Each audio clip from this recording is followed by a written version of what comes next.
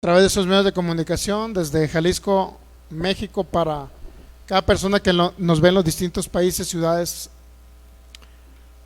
o poblaciones de cualquier parte del mundo de habla hispana, le damos la más cordial bienvenida en esta noche.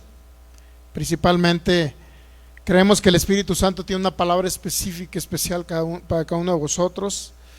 Así es que hay que estar atento a la voz del Espíritu Santo, lo que Él nos va a hablar, lo que Él nos va a decir, principalmente entendiendo que todo lo que trae el Espíritu Santo de palabra para nosotros siempre va a ser de edificación, de bendición para nuestras vidas.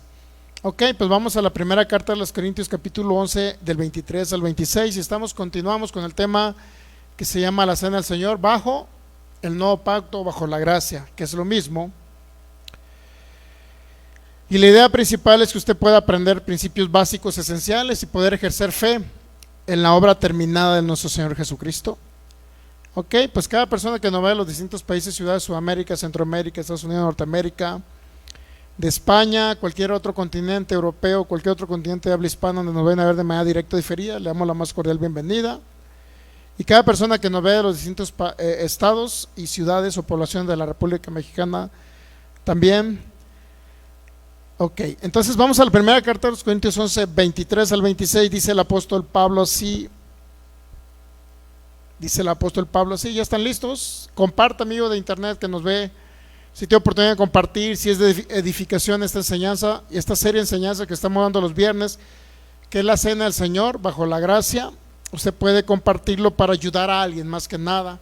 Esa es nuestra finalidad principal y del Espíritu Santo. Dice así la palabra de Dios, primera carta a los Corintios 11, 23 al 26, porque yo recibí del Señor, dice Pablo, lo que también nos ha enseñado, que el Señor Jesús, la noche que fue entregado, tomó pan y habiendo dado gracias, lo partió y dijo: tomad, comed, esto es mi cuerpo que por vosotros es partido, haced esto en memoria de mí.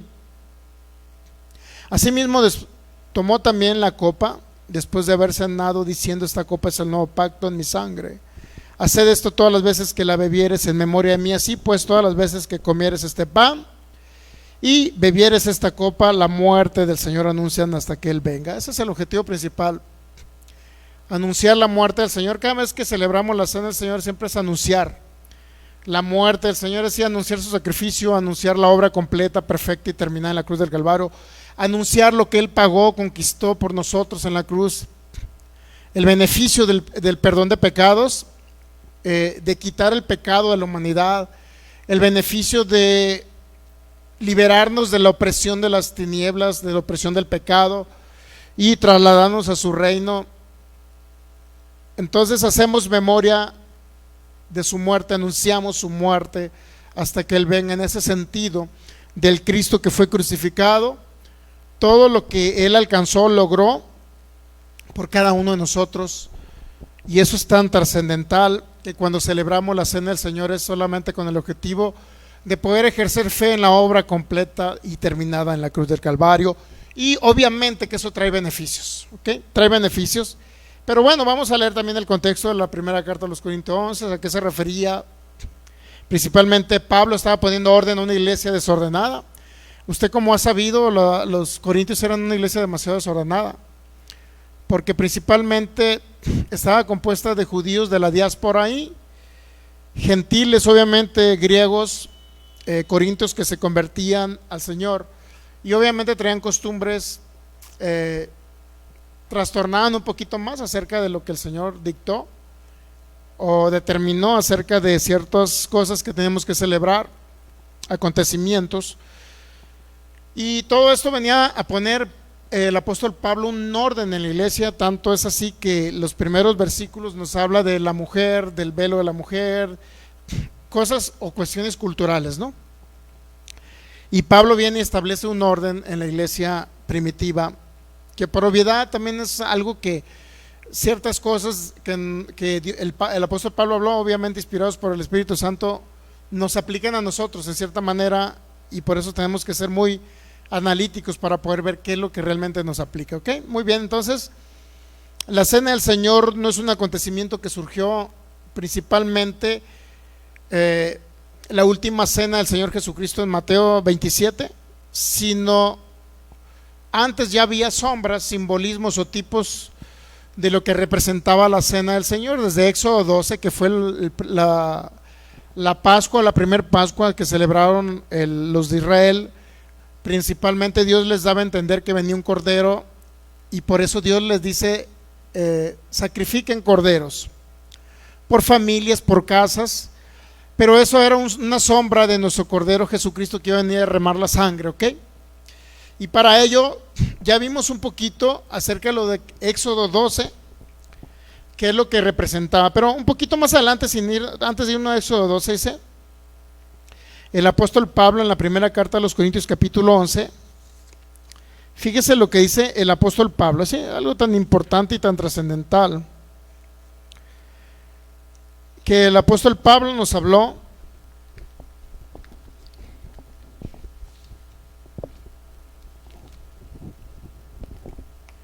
Primera carta a los Corintios, capítulo 11. Ya lo tiene, vamos a leer desde el 27 en adelante para poder comprender un poquito más. Al celebrar la cena del Señor, necesitamos comprender por qué lo hacemos,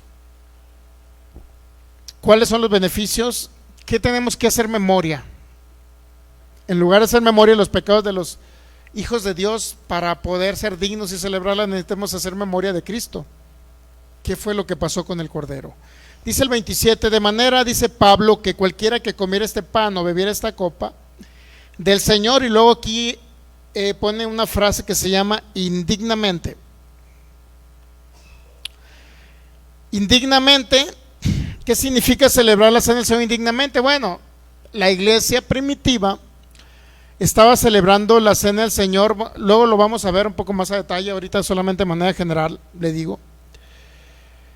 Y no había un respeto para lo que estaban haciendo, principalmente no estaban ejerciendo fe, haciendo memoria de Cristo. Había una gran división entre los ricos de la iglesia primitiva y los pobres. Primeramente, los ricos celebraban la cena del Señor con sus grandes manjares, y luego posteriormente venían los pobres y la celebraban. No se unían ricos y pobres. Había una gran división en ese sentido en la iglesia primitiva. Unos comían y básicamente hacían una pachanga, traían el mejor cordero y el mejor alimento, traían, por decirlo así, jarras de vino para celebrarlo, se embriagaban, se emborrachaban, hacían una fiesta, pero realmente Pablo por eso vino a poner un cierto orden, ¿no?, de lo que estaba sucediendo con el cuerpo de Cristo. ¿Sabe quién es el cuerpo de Cristo ahorita en la actualidad? Somos la iglesia de Cristo, los creyentes en Jesús, los nacidos de nuevo, somos el cuerpo de Cristo. Entonces, en el cuerpo de Cristo había un desorden, había divisiones entre ricos y pobres, cada quien celebraba la cena a su modo, no había unión en el cuerpo de Cristo, que era la iglesia de Cristo primitiva, en la iglesia primitiva, y todo eso. Entonces Pablo dice, de manera que cualquiera comiera el pan o bebiera esta copa del Señor indignamente. Entonces, ¿pero qué significa indignamente? Bueno, vamos a la primera carta a los Corintios 11:20, ¿ok? 11:20. Dice Pablo, cuando pues se reúnen vosotros, esto no es comer la cena del Señor, porque al comer, ¿qué dice? Al comer, es decir, al tomar la cena del Señor, o al comer la cena, cada uno se adelanta a tomar su propia cena, es decir, cada quien su propio banquete, pues para que usted me entienda, ¿ok? Y uno tiene hambre y otro se embriaga, o sea, celebraban la cena porque tenían hambre. Y otros, pues imagínense las jarras de vino que traían en esa época. Vamos a hacer una fiesta y celebrar la cena del Señor. Entonces, más que nada eran pachangas, más que cualquier celebración o memoria de Cristo. ¿Entendemos esa parte? Cada quien se adelantaba. Y luego dice se trataba principalmente de una iglesia que estaba en desorden, porque la cena la tomaban con excesos de comedera, de bebedera. Unos llevaban mejor comida que otros, unos se adelantaban y otros la comían porque tenían hambre. Los que tenían y llevaban el mejor alimento avergonzaban a los que no tenían. Había división entre ricos y pobres. Más que celebrar la cena del Señor, era una reunión social. ¿Entendemos? Era una reunión social. Entonces, mire, se faltaban al respeto unos a otros y era un desorden. La iglesia de los Corintios era una de las peores iglesias, para que usted me entienda. ¿Por qué? Como vimos, Corinto era una ciudad marítima donde las adoradoras de la diosa Afrodita se convertían, marineros se convertían, era gente que venía del mundo, no era en un contexto plenamente judío. Los judíos tenían un poquito más de orden en ese sentido, ¿sí me entiende? En ese sentido tenían un poquito más de orden, o más respeto, por decirlo así, ¿ok? Pero los gentiles que se convertían a Cristo, pues imagínense qué relajo traían. Entonces, dice el 22, pues ¿qué, no tenéis casas que coman y beban? ¿O menosprecian, qué dice? La iglesia de Dios. O sea, se menospreciaban unos a otros, menospreciaban unos a otros dentro de la iglesia de Dios. Y avergonzáis a los que no tienen nada. Imagínense, los ricos pues llegan con sus grandes banquetes, sus cántaros, por decirlo así, de vino, se embriagaban, comían de lo mejor. ¿Y qué cree que hacían los pobres? Pues no tenían, no compartían los ricos con los pobres. Entonces dice, y avergonzáis a los que no tienen nada. ¿Qué os diré? Dice Pablo, os alabaré.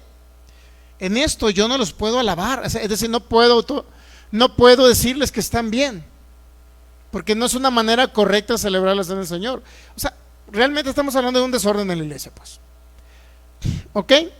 Igual cuando les hablan en la primera carta a los Corintios 12, también había un desorden en la primera carta a los Corintios 14, también había un desorden al momento de fluir con los dones del Espíritu Santo.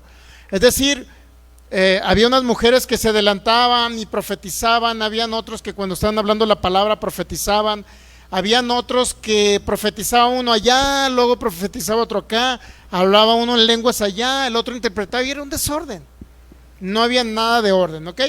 Por eso dice Pablo, hagan todo decentemente y en orden, dice Pablo en la primera carta a los Corintios 14.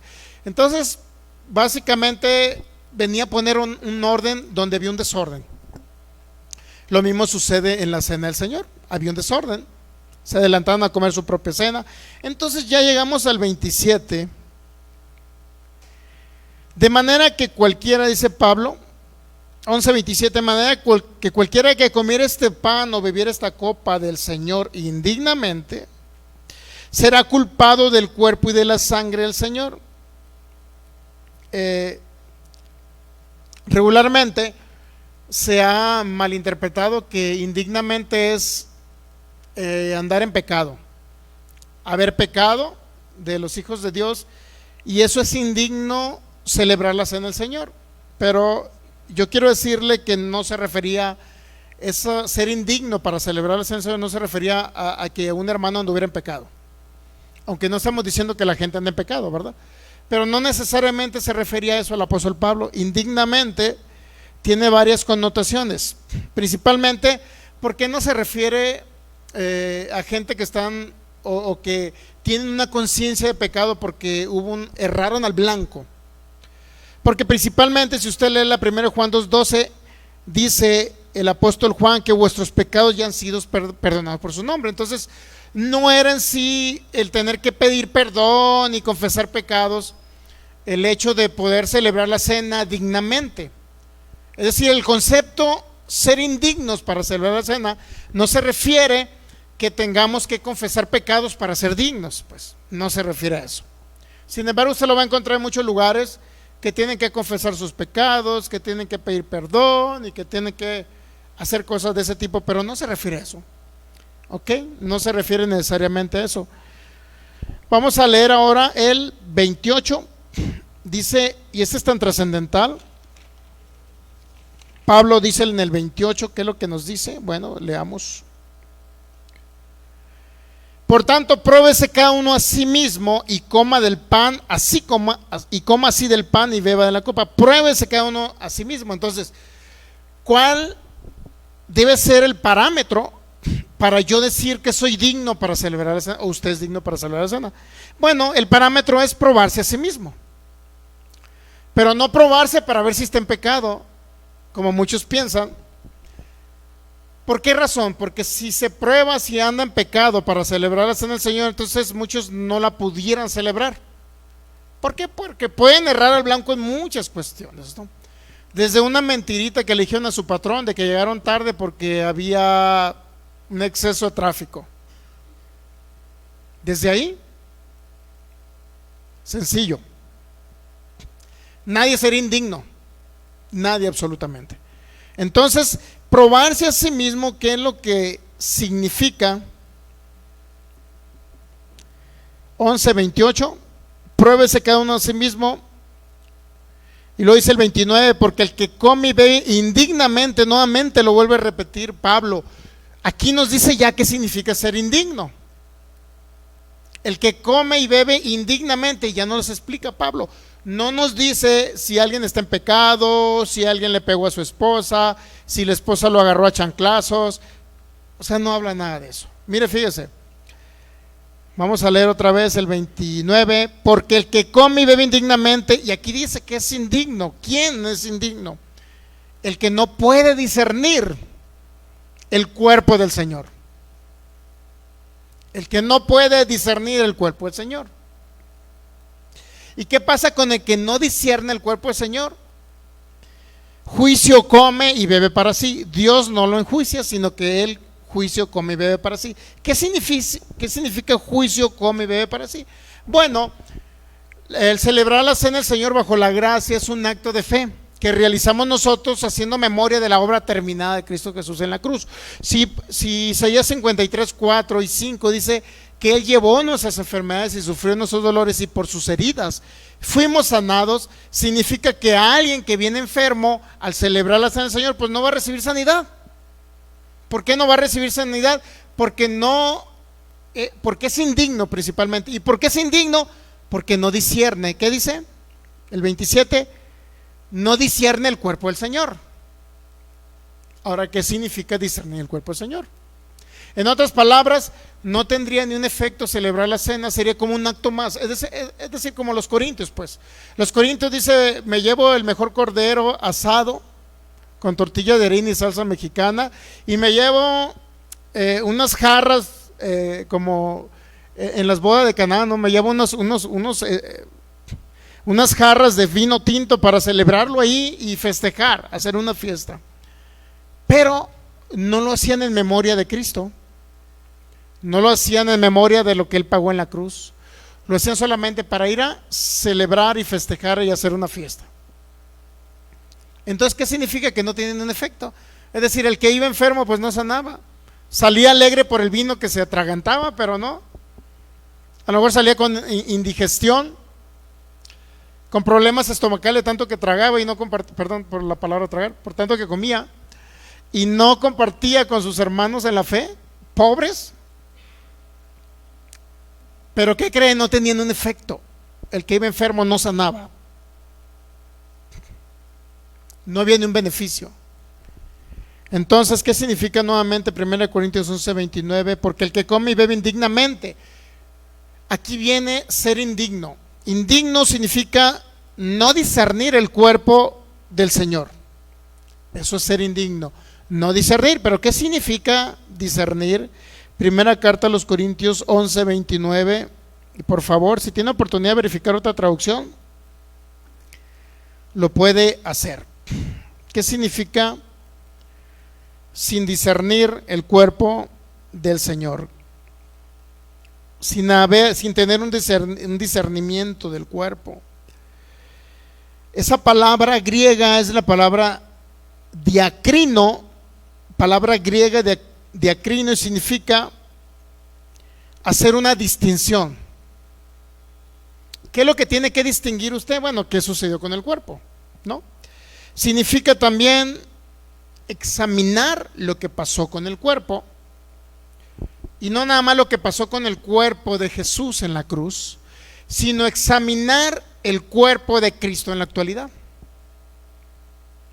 ¿Qué significa el cuerpo de Cristo en la actualidad? Que no debe haber diferencias entre ricos y pobres. Hoy somos el cuerpo de Cristo, independientemente si es de un estatus que está dentro de la clase trabajadora o es empresario o es profesionista. No existen estatus sociales del cuerpo de Cristo en la actualidad. Tenemos que discernir también el cuerpo de Cristo en la actualidad. ¿Ok? Pero también tenemos que discernir qué pasó con el cuerpo de Jesús en la cruz del Calvario. También tenemos que hacerlo, ¿ok? Entonces discernir significa sin examinar, inclusive dice la palabra diacrino es sin diferenciar y sin poder también juzgar el cuerpo de Cristo. Bueno, pero podemos también entender por la palabra discernimiento del cuerpo del Señor. Dice en la Biblia, hay una Biblia que se llama El Expositor, que tiene unas notas anexas después de cada palabra. Dice: no discernir apropiadamente en la cruz se refiere a una falta de entendimiento con respecto a la cruz. Todo esto nos dice que cada cosa que tenemos del Señor nos viene a nosotros exclusivamente por medio de la cruz de Cristo. Si no entendemos esto, no estamos discerniendo el cuerpo del Señor correctamente, ¿ok? Es como una explicación que nos da la palabra discernir. La Biblia, nuestro pueblo, dice: quien come y bebe sin reconocer el cuerpo del Señor. ¿Ok? Sí sabían que muchos dicen que el cuerpo de Jesús fue escondido, que no resucitó y que posiblemente, inclusive hay excavaciones o han hecho excavaciones allá en Israel, allá en la tierra de Israel, en el país de Israel, han hecho excavaciones para verificar a ver si todavía está el cuerpo de Cristo. ¿Se sabía? Porque no entienden lo que pasó con el cuerpo. Todavía hay judíos tercos y aferrados en que Cristo no resucitó. ¿Por qué? Porque se estableció una leyenda, un hecho de que se les prohibió tanto a los soldados romanos como a los judíos que estaban, por decirlo así, había, entre los mismos judíos había una leyenda que iba a resucitar el Mesías. Y Cristo dijo que iba a resucitar. Inclusive cuando habló del templo en Mateo 24 dice: este templo lo puedo destruir y en 3 días lo puedo reconstruir. ¿Recuerda esa parte? Había una historia y a los mismos judíos sabían que Cristo iba a resucitar. ¿Y qué cree? Que estaba el Sanedrín o los 70 ancianos.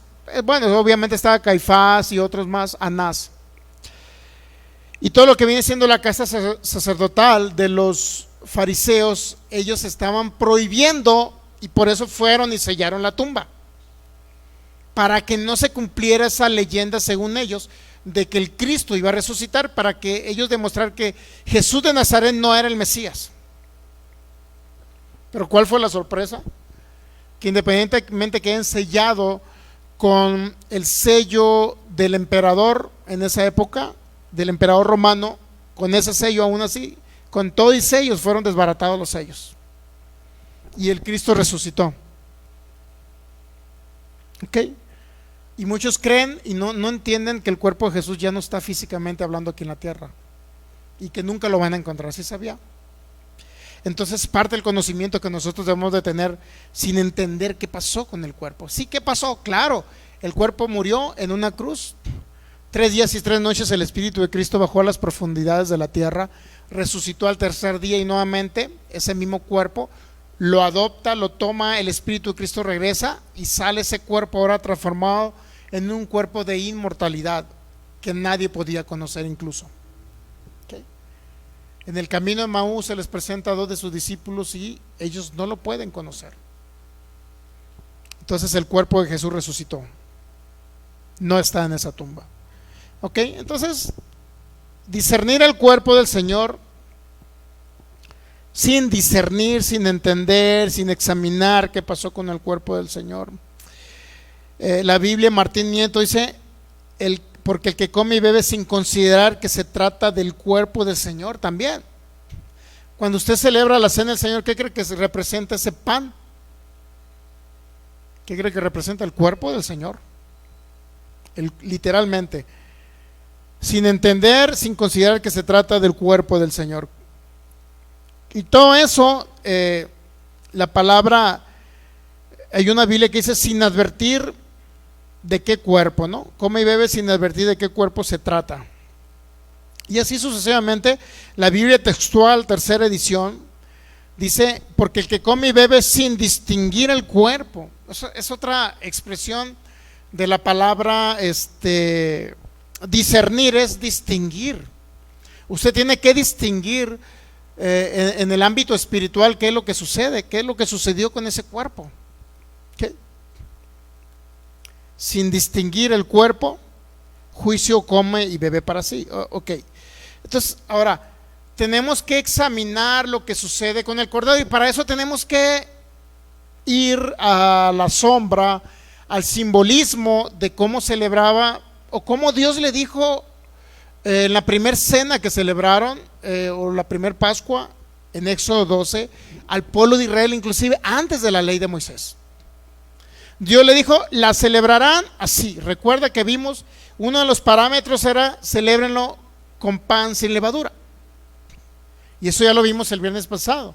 Alguien que celebra la cena del Señor, que realmente trae a manifestación bendición, que trae a manifestación salud en nuestros cuerpos, que trae a manifestación larga vida en nuestros cuerpos, alguien que celebra la cena del Señor entendiendo que el Cordero se hizo pobre para que nosotros fuéramos ricos, alguien que entendiendo que a él le cayó toda maldición para que la bendición de Dios se manifestase en nosotros, alguien que entiende todo esto puede traer y puede venir a manifestación todo ello.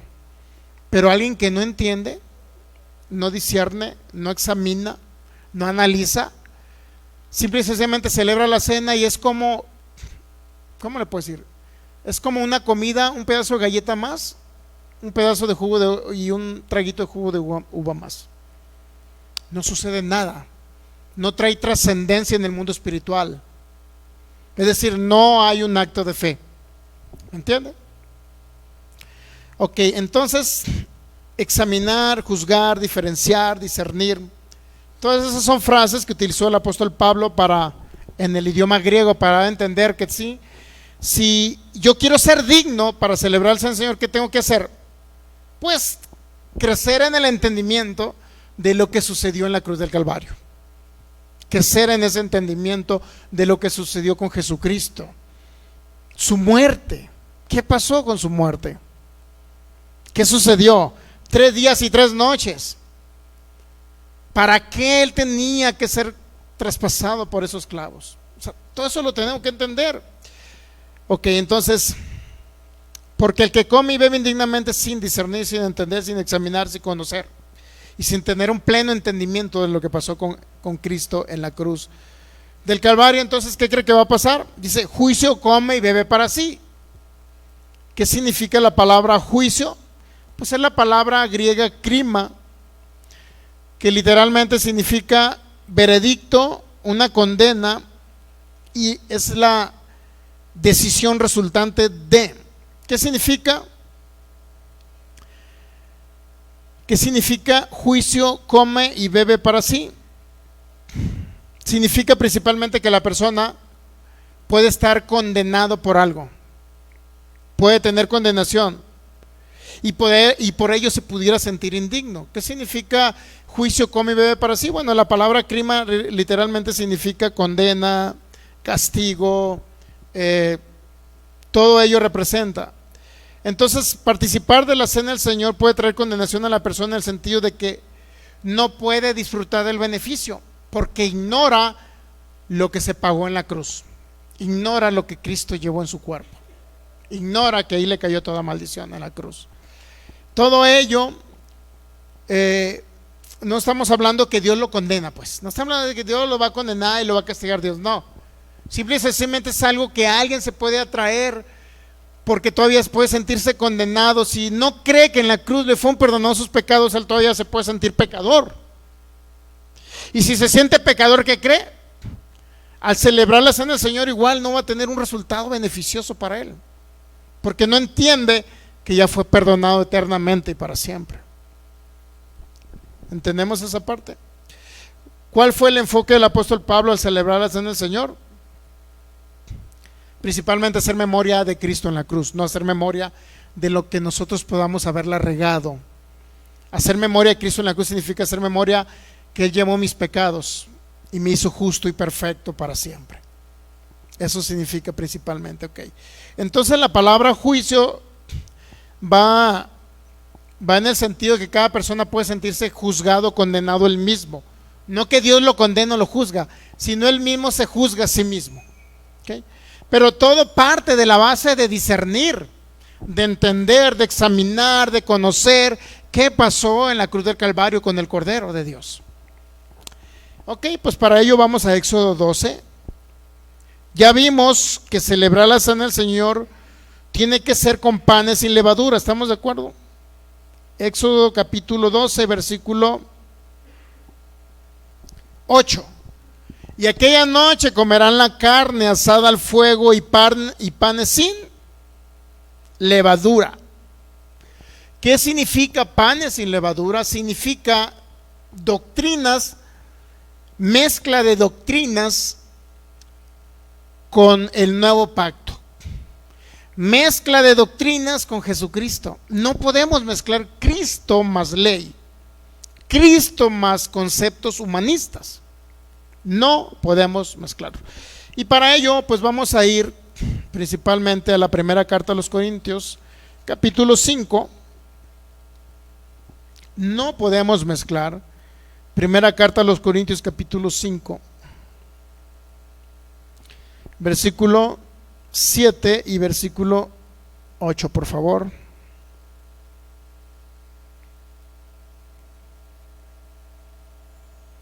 Y usted me dice cuando lo tenga ahí.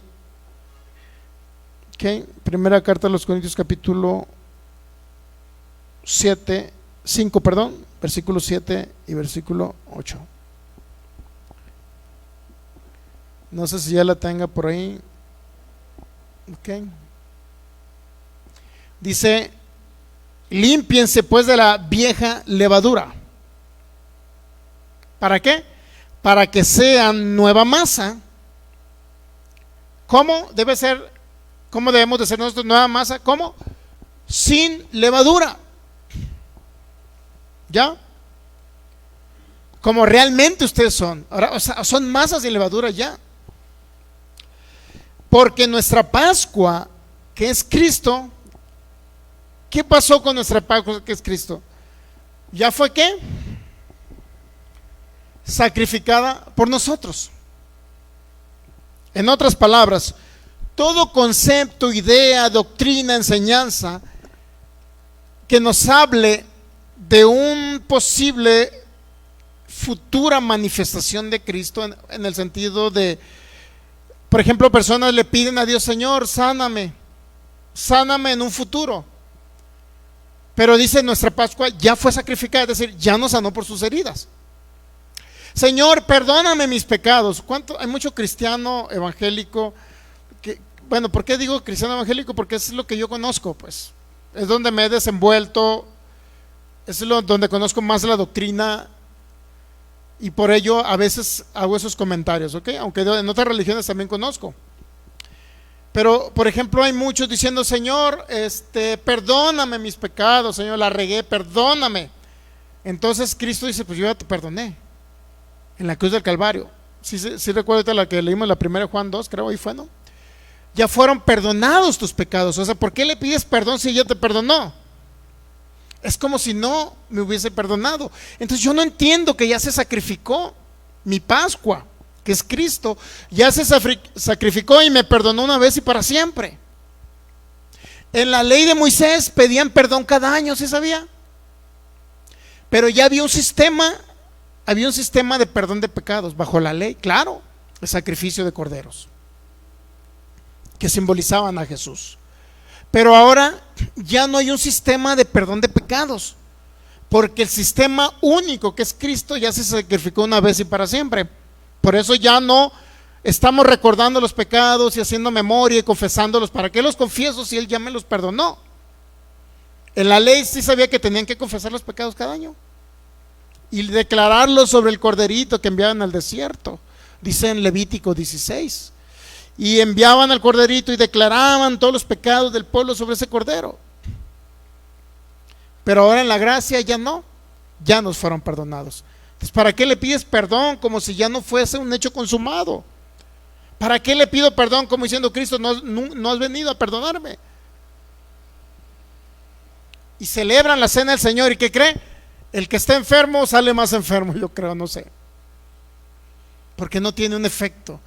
Celebrar la cena del Señor trae en manifestación la bendición de Dios. Sanidad, larga vida, bienes y riquezas. Pero de otra manera no se puede. Éxodo 12, primera carta de los Corintios 5:7. El 5:8, así que celebremos la fiesta, no con la vieja levadura. ¿Cuál era la vieja levadura que nos habló el Señor Jesús? Y los discípulos lo entendieron, la doctrina de los fariseos, es decir, la ley de Moisés. Ya no puedo celebrar la Pascua bajo los ritos del antiguo pacto, es decir, la ley de Moisés. No lo puedo, definitivamente. Para empezar, porque ya no hay sacrificios de corderos. Entonces celebrémoslos no con la vieja levadura. Y luego aquí viene otra levadura, la levadura de malicia y de maldad. ¿Qué significa la levadura de malicia y de maldad? Bueno, la vieja levadura es la doctrina, ¿ok? La ley de Moisés. No puedo celebrar la cena del Señor diciendo todavía que cada año Él me va a estar perdonando, porque cada año Dios los perdonaba a través de sacrificios de animales. No puedo hacerlo. No puedo celebrar la cena del Señor queriendo guardar rituales, fiestas judías y guardando el Shabbat, el séptimo día. No puedo celebrar la cena del Señor. No puedo celebrar la cena del Señor dejando o absteniéndome de comer alimentos que Dios creó para que nosotros lo comamos con acción de gracias. Es decir, no puedo decir que voy a cumplir Levítico 11, dejar de comer camarones y carne de puerco o de cerdo, y con eso voy a celebrar la cena y va a traer un efecto de bendición a mi vida. No, porque estoy mezclando los pactos. No es combinar la vieja levadura. No puedo hacerlo. Ley más Cristo es igual a nada. En otras palabras, Cristo más ley es igual a nada. No trae ni un efecto. Tiene que ser solo Cristo, que es nuestro Cordero que fue inmolado. Ahora, la levadura de malicia y de maldad, el versículo es el 8. El versículo 8 dice que usted celebre la fiesta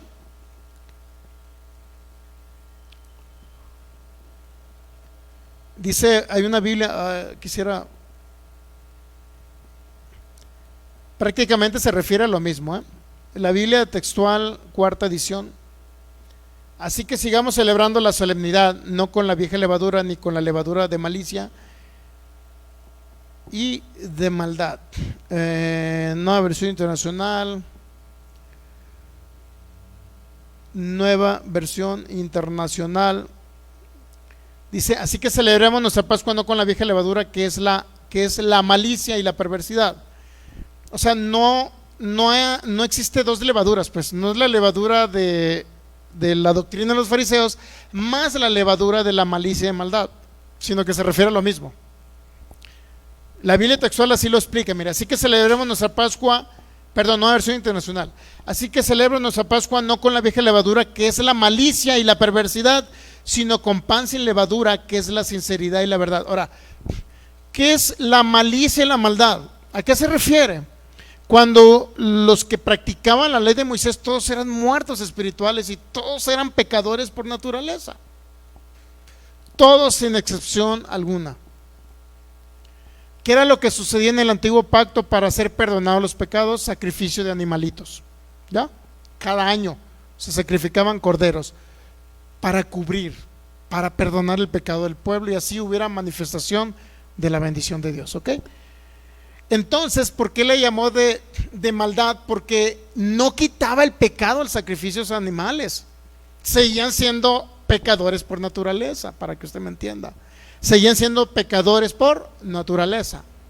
El único que quitó el pecado, dijo Juan el Bautista, he aquí el Cordero de Dios que quita, no que cubre, que quita el pecado del mundo. Cristo literalmente desarraigó la naturaleza de pecado espiritual en el ser humano y nos implantó la naturaleza divina. Un nuevo espíritu unido al espíritu de Cristo. Entonces,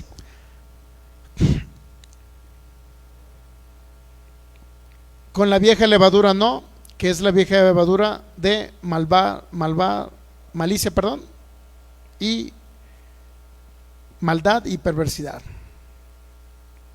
Sino, ¿con qué? Con pan sin levadura. Y dice Pablo que es la verdad. El pan sin levadura es la verdad. Y Jesús dijo: yo soy el camino y yo soy la verdad.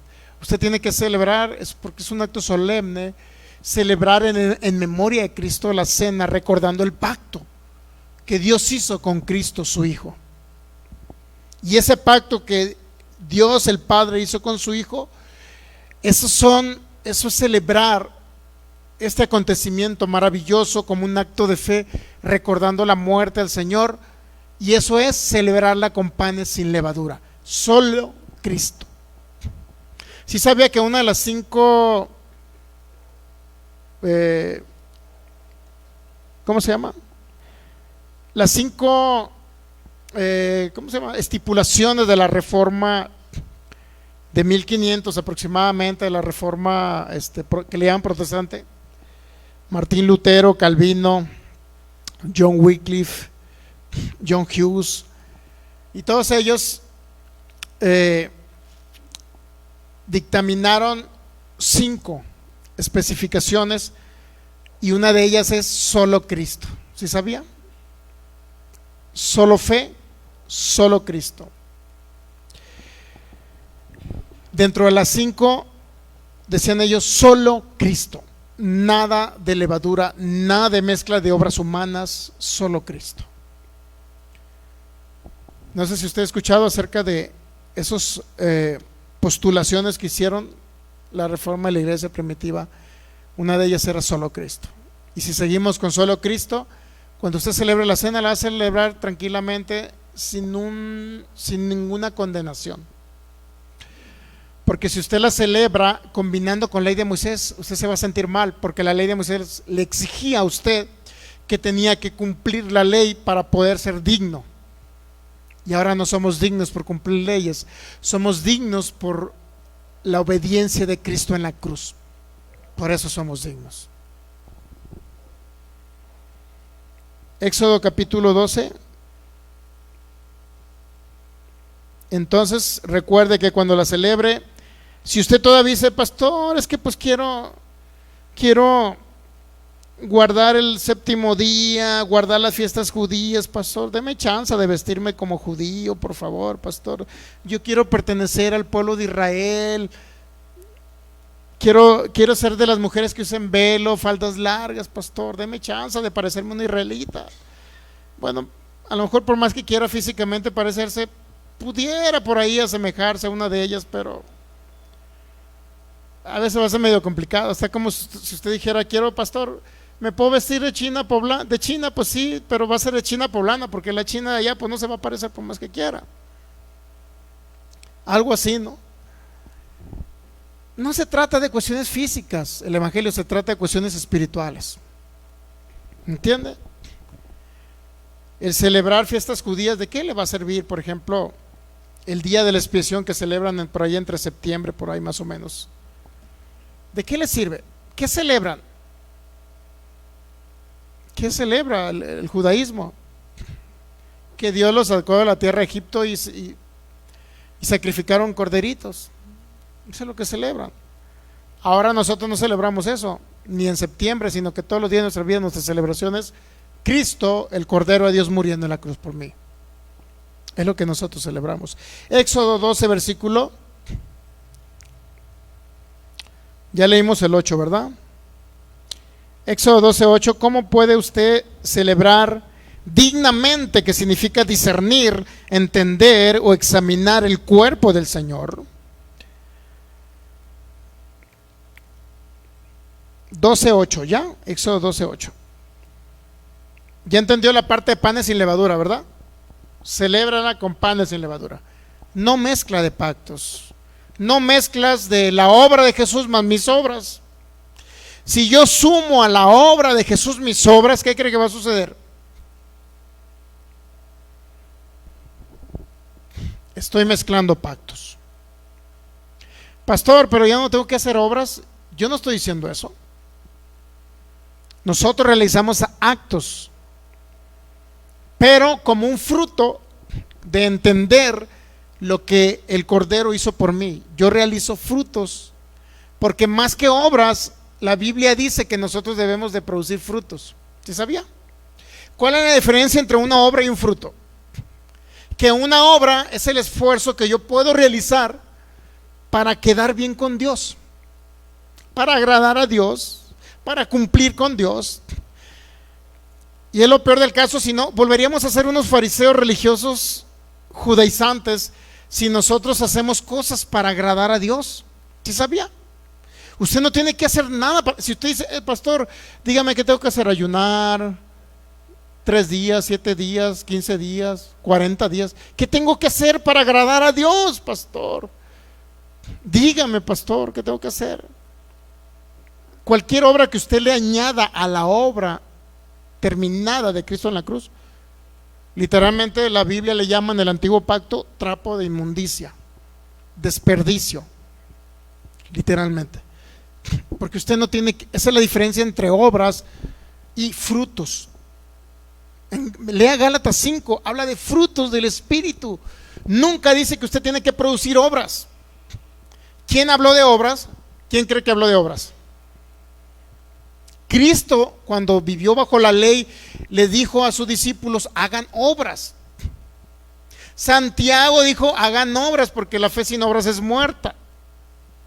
Pero si usted compara la datación de las fechas, cuando se escribió Santiago y cuando se escribió la carta a los romanos, por ejemplo, o Gálatas, se va a dar cuenta que primero va Santiago, y la revelación que Cristo le dio al apóstol Pablo en el tercer cielo, mi hermano, todavía no la tenía Santiago. Ahora, estoy diciendo que Santiago está mal en su totalidad. No está mal Santiago, pero la Biblia en Gálatas 5, Santiago dice: su fe sin obras es muerta, dice Santiago. ¿Estamos de acuerdo? Y en Gálatas Pablo me dice que no tengo que hacer obras, que yo tengo que ser un árbol que produzca frutos. ¿Cuántos de ustedes se esfuerzan? Si tienen un arbolito de limón, ¿cuántos de ustedes van y se esfuerzan para que el árbol produzca limones? ¿O cuánto el árbol se tiene que esforzar para producir limones? Produce limones por naturaleza, porque es un limón. Pero ¿qué pasa? Que cuando usted al árbol de limón a fuerza quiere que le produzcan naranjas, ¿qué cree que va a pasar? ¿Qué va a pasar? Así hay mucho cristiano evangélico en la actualidad, mi hermano, queriendo que el limón produzca naranjas, cuando por naturaleza deben de producir limones. ¿Qué significa todo esto? Que yo produzco frutos principalmente porque Cristo habita en mí, y porque entiendo lo que Cristo hizo por mí en la cruz del Calvario, y porque entiendo que los frutos que yo puedo producir es por Cristo que está habitando en mí, quiere expresarse a través de mí. Yo no puedo dar amor si no tengo amor, pero el amor ya ha sido derramado en mi corazón por Cristo que habita en mí. Entonces yo puedo expresar amor a otros porque me sale por naturaleza, como el limón que da limones. No me sale, sería contra naturaleza que el limón produzca naranjas, porque estaríamos forzando un limón a que produzca naranjas.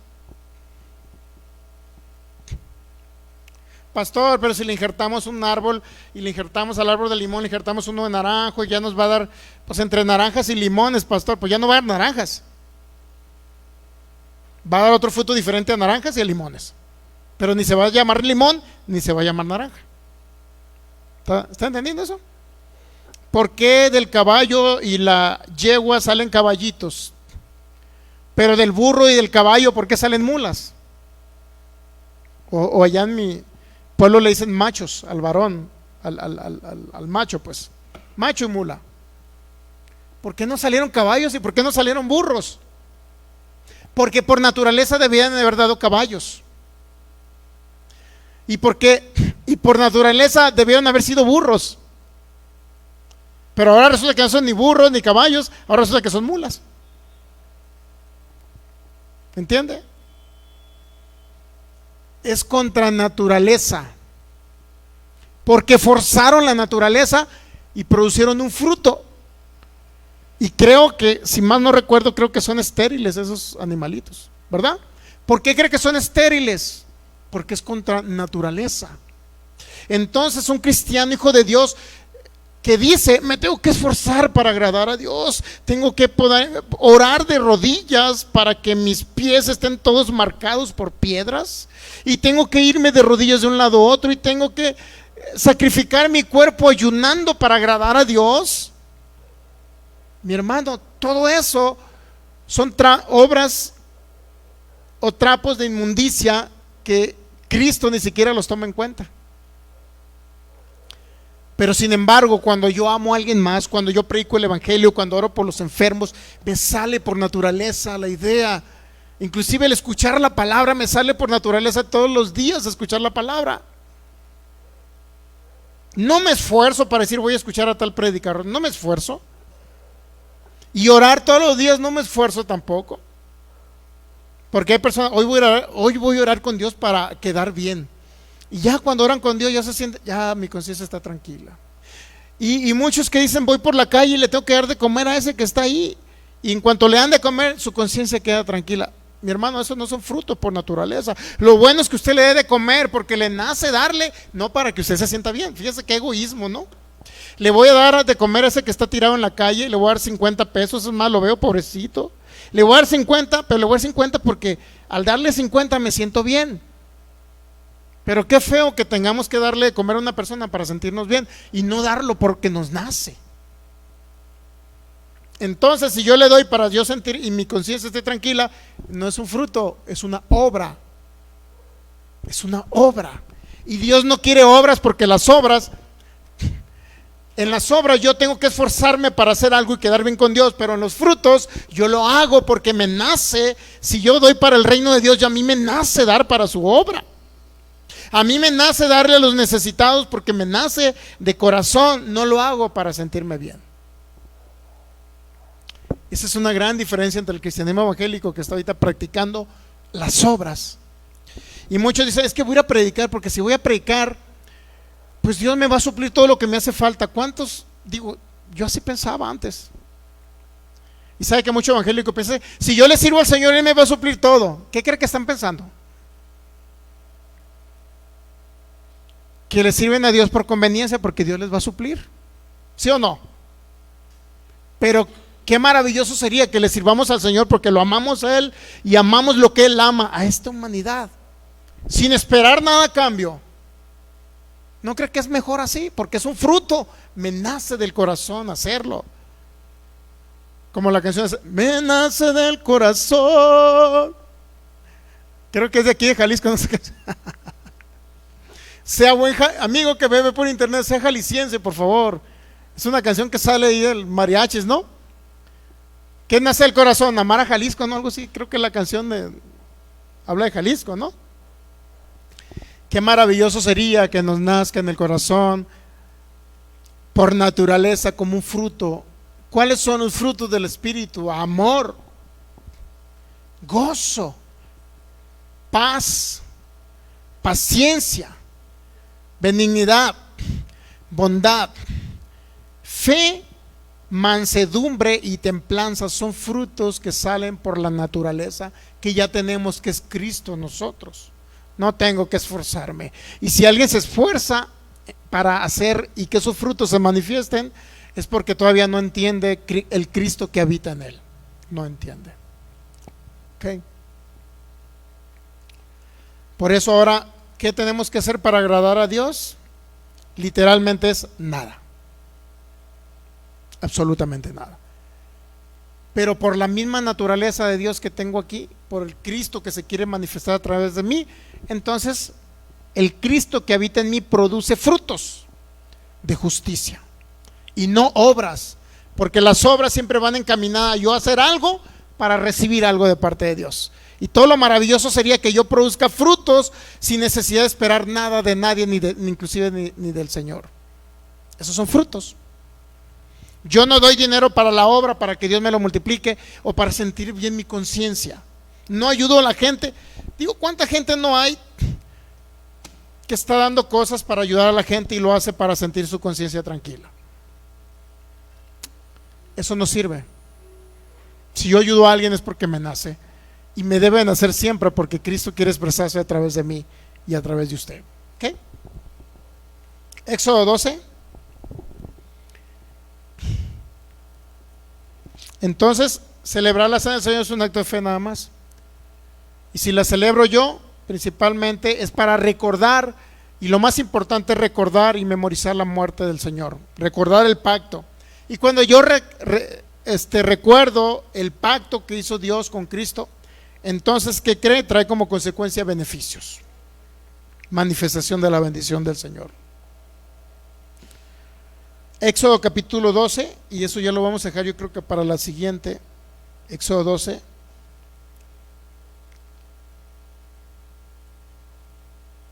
Versículo 8. Celebrar la cena del Señor es discernir el cuerpo del Señor, entender, examinar, conocer, etcétera. Conocer el pacto, en otras palabras, conocer el pacto. Éxodo 12:8, y aquella noche comeréis la carne asada al fuego, y panes sin levadura, con hierbas amargas la comeréis. Ninguna cosa comeréis de él cruda ni cocida en agua, sino asada al fuego, sus cabezas con sus pies y sus entrañas. Ninguna cosa dejaréis de él hasta la mañana, y lo que quedare hasta la mañana lo quemaréis en el fuego. Esa es otra de las formas que tenemos que entender que nuestro cordero, ¿en qué momento fue quemado en el fuego? Bueno, esa es una sombra de lo que pasó con Cristo. Que el cordero haya sido quemado en el fuego es una sombra, un tipo, un simbolismo de lo que pasó con nuestro Cristo también. Nuestro Cristo también tuvo que ser quemado en el fuego, pero ¿cómo? ¿Dónde? Eso lo vamos a ver el próximo viernes. Es importante entender lo que era una forma de discernir el cuerpo del Señor, de discernir el cuerpo del Señor. Entonces la tenían que celebrar ellos, principalmente sacrificando físicamente al cordero, derramando la sangre del cordero, y por último el cordero lo tenían que quemar, lo tenían que asar en fuego para poder. No era cocido en agua, tenía que ser necesariamente asado. Y todo lo que quedara de ese cordero, si les había quedado algo por familia de lo que quedaba del cordero, ¿qué cree? Tenían que quemarlo en su totalidad. ¿Para qué cree? Para que quedaran cenizas, pero nada de hueso, nada de carne, nada de entrañas del cordero, sino que tenía que quedar. En otras palabras, el cordero tenía que desaparecer y quedar solamente cenizas de ese cordero. Y ahí es donde vamos a entender un poquito más acerca del nuevo pacto, por qué tenía que quemarse en su totalidad el cordero. ¿Quién lo hizo? Bueno, es un simbolismo de Cristo esto. Se hizo en Éxodo 12, lo hizo antes de Éxodo 12, lo hizo Abraham en Génesis 22. En Levítico 6, bajo la ley de Moisés también se tenían que quemar los corderos. Todo eso Dios les estaba simbolizando, representando lo que iba a suceder con nuestro Señor Jesús. Pero eso lo vamos a ver el próximo viernes. Póngase de pie y démosle gracias y reconocimiento a nuestro Rey. Y la cena la celebramos el domingo, después de la enseñanza del domingo. Padre, te damos gracias en esta gloriosa y maravillosa noche. Gracias por tu fidelidad. Gracias por tu amor. Gracias porque has sido bueno, has sido fiel con nosotros. Gracias por darnos a entender un poquito más acerca de examinar, discernir y entender qué pasó con el cuerpo del Cordero, con el cuerpo de nuestro Señor. Creemos que somos dignos por la sangre tuya, Señor, dignos para celebrar este acontecimiento. Gracias te damos porque nos das un entendimiento completo y perfecto, tuyo, maravilloso Jesús, en la cruz del Calvario, y ese sacrificio perfecto y completo. Te damos gracias porque nos das a entender los parámetros y la forma en que podemos celebrar dignamente la cena del Señor, para que en un momento traiga un efecto como una consecuencia de entender, de renovar la mente y de entender lo que pasó contigo, Señor. Hacemos memoria de ese pacto eterno que hiciste tú, maravilloso Padre, con tu Hijo Jesús. Ese pacto eterno que se vino a manifestar hace aproximadamente 2020 años y que ahora podemos hacer memoria y visionar lo que pasó con nuestro Cordero, basado en lo que tu palabra dice, Señor, basado en todas las sombras, simbolismos del Antiguo Testamento que representaban a Jesús nuestro Señor, pero que ahora ya son una realidad en Cristo Jesús. Te damos gracias porque el celebrar la cena, es decir, hacer memoria tuya, maravilloso Jesús, y de ese pacto eterno, tenemos beneficios de bendición. Lo que ya se nos fue proveído, ahora lo traemos a manifestación por la fe, recordando que por tus heridas hemos sido sanados, recordando que nos has saciado de larga vida, recordando que podemos tener vida eterna, y esa vida eterna está en tu Hijo, y esa vida eterna podemos vivirla aquí en la tierra en el nombre de Jesús. Gracias, precioso Rey. Denle un fuerte aplauso a Jesucristo. Gracias, maravilloso Jesús. Gracias, maravilloso Rey. Gracias, Jesús. Ok, pues nos despedimos de nuestros amigos que nos ven por internet. El domingo, les recuerdo, tenemos enseñanza a las 12 del mediodía, hora del centro de México, hora de Jalisco.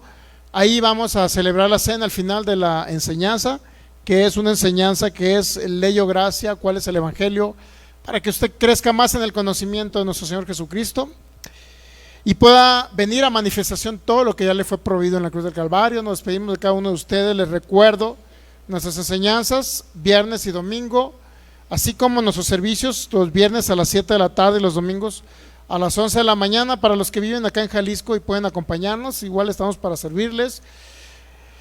Y aquella persona que no haya recibido a Cristo puede hacer esa oración de fe para que Cristo venga a habitar por la fe en su corazón. Dígale: Señor Jesús, ven a mi vida, a mi corazón. Te recibo como mi Señor y mi único y suficiente Salvador. Creo que tú eres mi vida, tú eres mi todo, Jesús. Gracias, gracias por morir en la cruz. Gracias, maravilloso Jesús. Ok, sean sanos, sean libres, toda enfermedad sale de sus cuerpos. Declaramos el poder del Espíritu Santo fluyendo a través de estos medios.